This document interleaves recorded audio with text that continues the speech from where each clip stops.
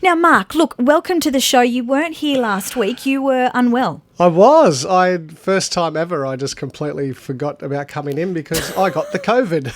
Oh, look, we can The whole family got the COVID. So. Well, that's a bit better than the dog ate my homework. So I think we'll let you off for this one. Yeah, let me off this week because that's, as I said, I was sound asleep, woke up, I've gone, I've actually no idea what day it is. It's worse than the man flu, so I needed some sympathy that I didn't get off anyone. But all back and good Mark. and feeling better today. Well, that's what we thought we'd talk about today is post-viral or post-sickness exercise, the do's and don'ts. Yeah, and one of the things is like when you are laid up and when you are sick, and if you obviously have a history of liking to exercise and enjoying getting out and doing it, sitting on your butt for an entire week and not doing anything, you feel pretty lethargic and pretty ordinary. So there's always that excitement to get back in and start training, and it's sort of the thing that you really want to not sort of rush back into it and go back to what you were doing pre-sickness. Okay, because a lot of people do that. You feel guilty, you haven't done anything, not that you could help it, but you think, right now, it's Monday, new week, I'm feeling better, I'm going in 100%. But and so that's what happens. You get in and and because you're rested and because you've done nothing and because you've been laying around for a week and recovering, you actually think that you feel a lot better than what you are. So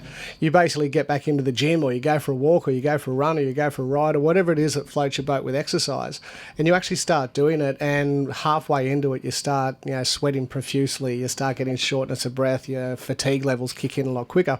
And what that is, it's a post-viral effect. So essentially what we're doing when we're getting back into the exercise after some sort of virus is probably look at only doing about half of what you actually were doing previously. Oh, really? Okay, so really cutting it right back down, because what happens is if you kick into it a lot quicker, you'll actually stir that virus up again, reawaken it, and it'll actually take you a little bit longer to get better. Okay, so patience is the key. Now, how long do we sort of stay at a half load for before we can get back into a bit more? Yeah, obviously it depends on the virus, but because pretty much everyone's going to get COVID at some stage, it's one of those illnesses that's rife, and you're probably looking for at least 2 to 4 weeks, depending on the severity of what you're doing. Yeah, right. And you just want to look at incremental grades. So if you're looking at about 50% of what you normally do, adding around 10 to 20% per week, until you get up to about 4 weeks, you should be back to normal. And listening to your body. If you're coming home completely wiped and you're feeling really yucky, then you might have gone a bit too hard. Yeah, and that's a perfect advice. Like, listen to your body. I mean, I can sit here and give all the best advice in the world, but every individual knows their body better than anyone else does because you're living in it, you're experiencing it.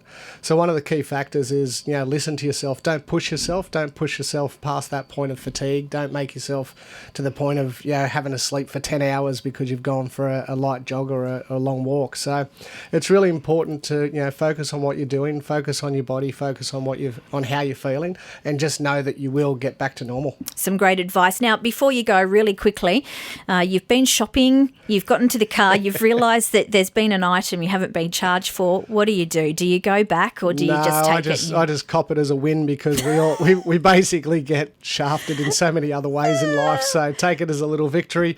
And as you said before, karma comes back around at some stage. So there's been plenty of times you've been ripped off or bought something online and it's not what you actually asked for. There you go. You can be disappointed in Mark Goswell as well as me now. It's 2NURFM 103.7. A broadcast service of the University of Newcastle.